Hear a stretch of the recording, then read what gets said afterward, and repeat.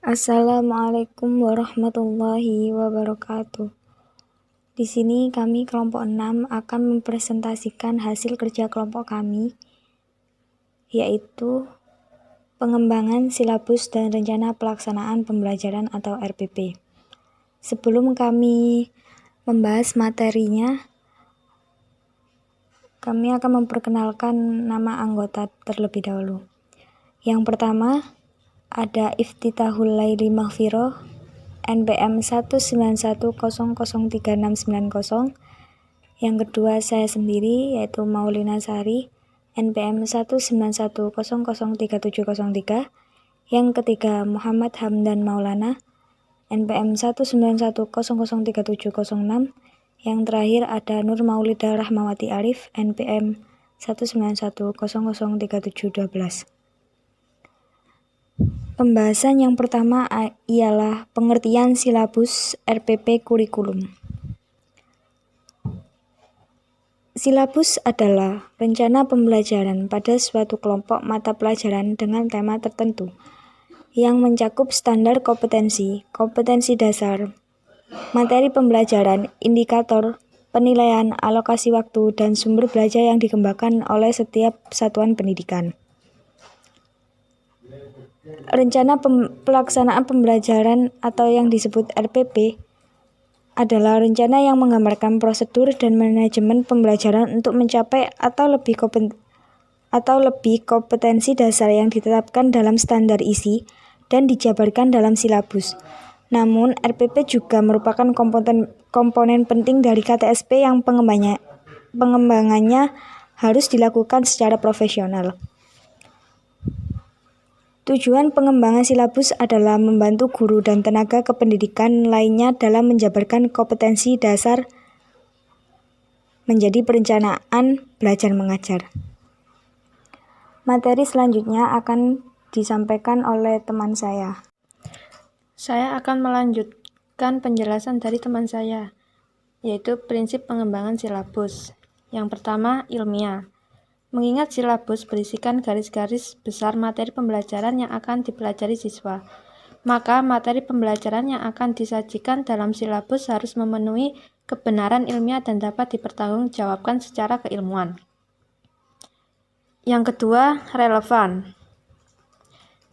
Cakupan kedalaman, tingkat kesukaran, dan urutan penyajian materi dalam silabus disesuaikan dengan tingkat perkembangan fisikis, intelektual, sosial, emosional, dan spiritual peserta didik. Dan yang ketiga, sistematis. Karena silabus ini dianggap sebagai suatu sistem, maka komponen-komponen silabus harus saling berhubungan secara fungsional dalam mencapai standar kompetensi dan kompetensi dasar yang telah disusun oleh Badan Standar Nasional Pendidikan untuk setiap mata pelajaran. Yang keempat, konsisten.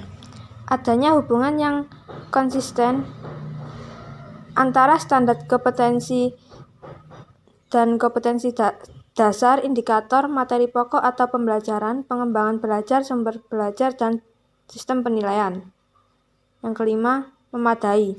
Cakupan indikator, materi pokok atau pembelajaran, pengalaman belajar, sumber belajar, dan sistem penilaian.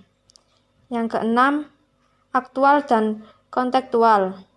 Perkembangan ilmu komunikasi dan informasi saat berlangsung dengan cepat dan dinamis.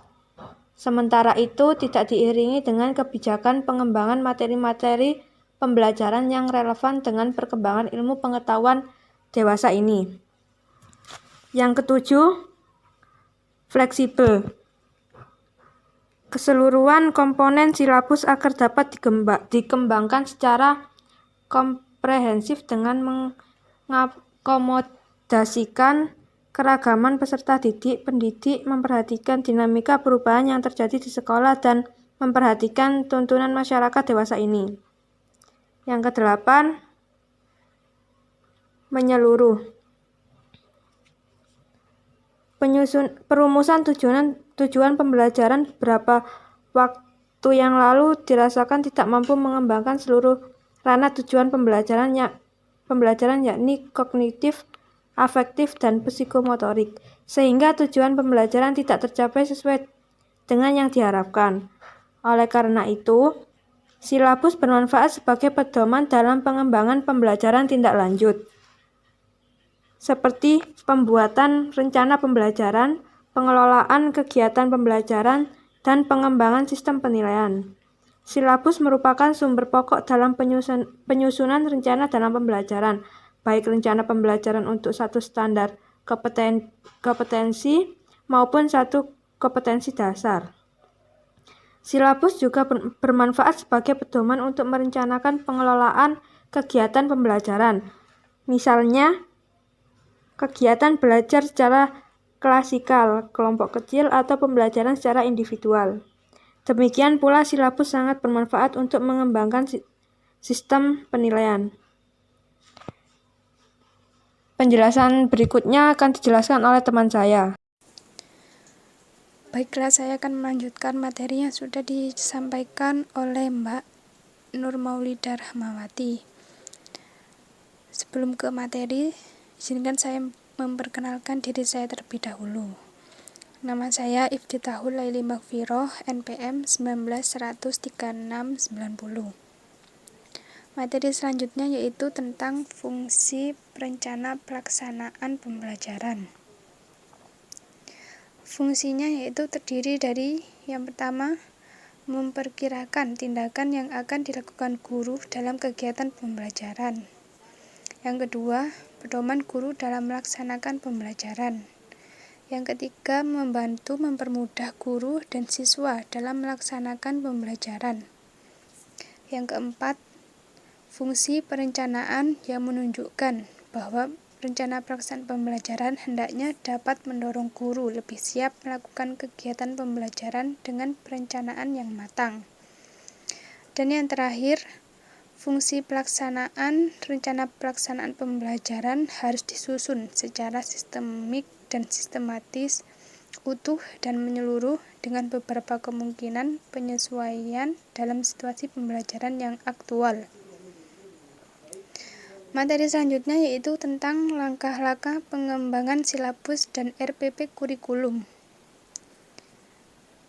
Langkah-langkahnya yang pertama yaitu mencantumkan identitas. Mencantumkan identitas terdiri dari nama sekolah, mata pelajaran, kelas, semester standar kompetensi, kompetensi dasar, indikator, dan alokasi waktu.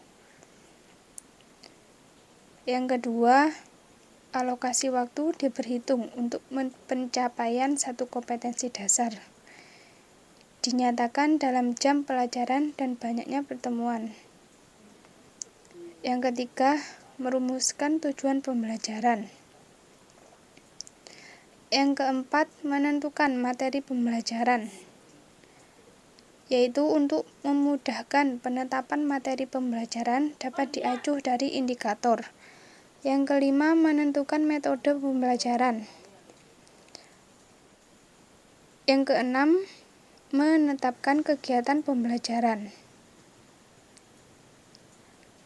Yang ketujuh, memilih sumber belajar. Pemilihan sumber belajar mengacu pada perumusan yang ada dalam silabus yang dikembangkan. Dan yang terakhir, menentukan penilaian. Penilaian dijabarkan atas teknik penilaian, bentuk instrumen, dan instrumen yang dipakai. Sekian presentasi dari kelompok kami. Apabila ada kesalahan, mohon dimaafkan. Wallahul muwaffiq ila aqwamit thoriq. Assalamualaikum warahmatullahi wabarakatuh.